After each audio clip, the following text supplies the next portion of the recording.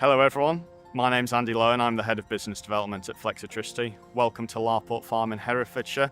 We're here today with one of our energy partners, Anesco.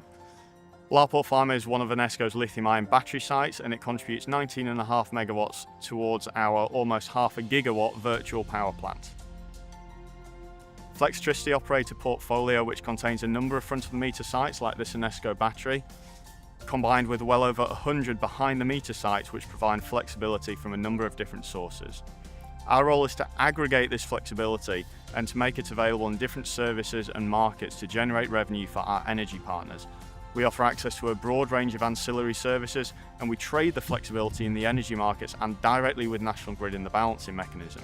We do this from our control room in Edinburgh, which is manned 24 hours per day, 7 days a week, so we provide this market access round the clock.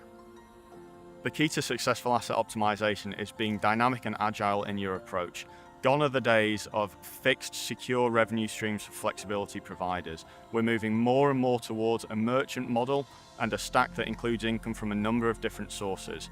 Being dynamic and having the ability to shift between these markets as the value moves between them is already important, but it's going to become increasingly critical in the future.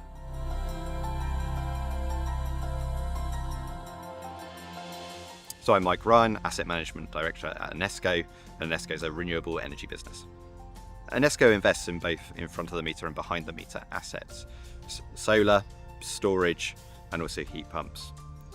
So Anesco's always been a company that's desired to be the first in things that we do. So we were the first to install and operate large-scale utility storage in this country. We were the first to build and operate a subsidy-free solar farm. And we're looking to see what the next thing is that we're going to be first in. Anesco invests in battery storage because we truly believe that it's an essential aspect in delivering a carbon-free energy system of the future. We can install more and more renewables, but unless you have highly flexible, dynamic assets to back that up, we won't meet our carbon targets. The main benefits of battery storage are their highly dynamic characteristics.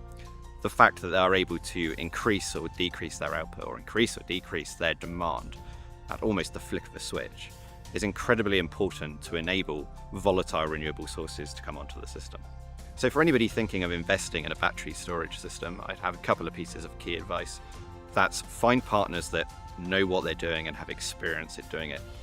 Batteries are inherently more complex to both install, operate, and manage in markets than something like solar.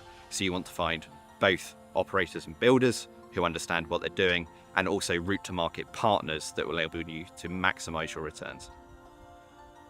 So some of the biggest challenges in energy storage right now are this move from an industry that's been used to a subsidized environment to one that really has to stand on its own 2 feet. Now at Anesco, we've done that with our first subsidy-free solar site, and it's looking at how storage fits into that and how storage can really earn revenue and make good returns on its own merits. In day-to-day operations, the biggest challenges are working out where you place your asset. You can't leave it in one market and expect it to make a good return. You have to dynamically pick and choose where the asset is placed and where you're targeting your income from. It's that active management that makes batteries more challenging. So Anesco continues want to be seen as being the first in this industry. So we're looking at more larger battery storage projects.